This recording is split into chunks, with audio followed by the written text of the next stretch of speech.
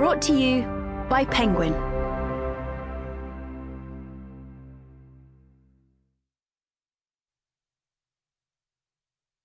Lights Out by Jenni Fletcher. Read by Jessie Elland. Prologue. Downhill Mountain Bike Youth Championship, Scotland. I'm going to win.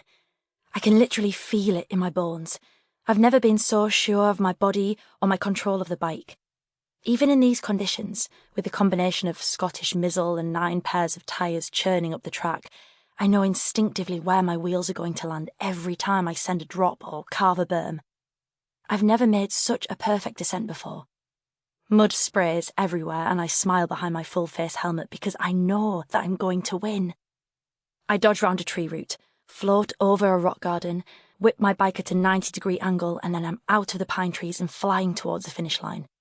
I can see the timer above it. 3 minutes, 4.7 seconds. Almost 2 seconds faster than my last competition. Take it one race at a time, Dad's voice warns in my head. But my heart thunders anyway because I can taste victory like popping candy on my tongue. Just one more drop, a smooth slide to finish, and I'll be downhill mountain bike youth champion of Great Britain. This is it. The moment I've spent 9 years training for, ever since I met my first pump track aged 7. I lower my head, shift my weight backwards and spread my elbows wide as I pick a line into the last drop. It's an easy one. A 6-foot wooden platform built for spectacle, not skill. A way to grab air and impress the crowds gathered at the railings below. That's where Dad'll be, screaming his lungs out, ready to tell me he's never been so proud.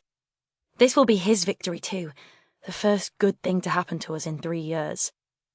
I hit the edge of the jump and my front tyre skids sideways. It's so unexpected that for a moment my brain can't process what's happening. I try to compensate, but my bike jackknives and I lose my grip on the handlebars, my body hurtling over the top of them like I've been shot from a catapult. Wash out, I think, as the world tilts on its axis and I hit the ground shoulder first. It's compacted dirt and it feels hard as concrete, even through my body armour. Somewhere, somebody screams, but it seems to come from a long way off. Mum? The idea is comforting until I realise it's also impossible. I try to sit up because that's what you should do, isn't it?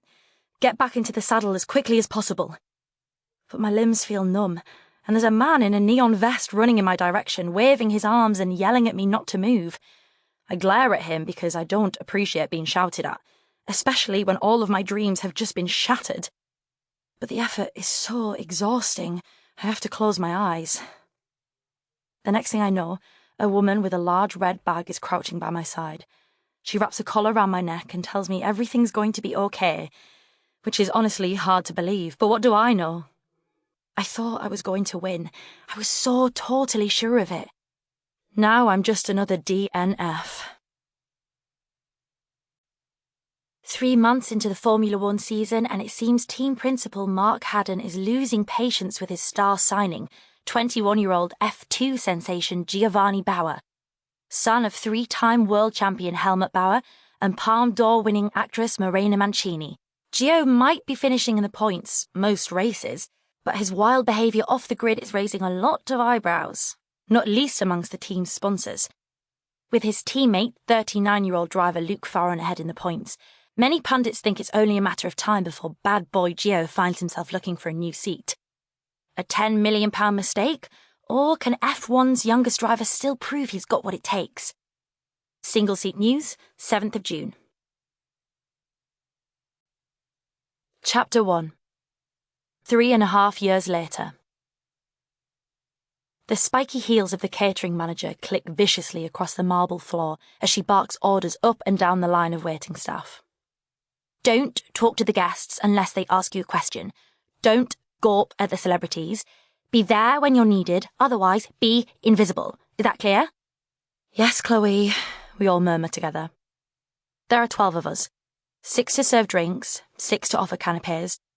I've never waitressed before, but one of the regular staff fell sick and my flatmate, Ava, volunteered me to her boss. She waitresses at these kind of swanky events part-time to fund her way through university. By rights, we ought to be out celebrating the end of our... Sample complete.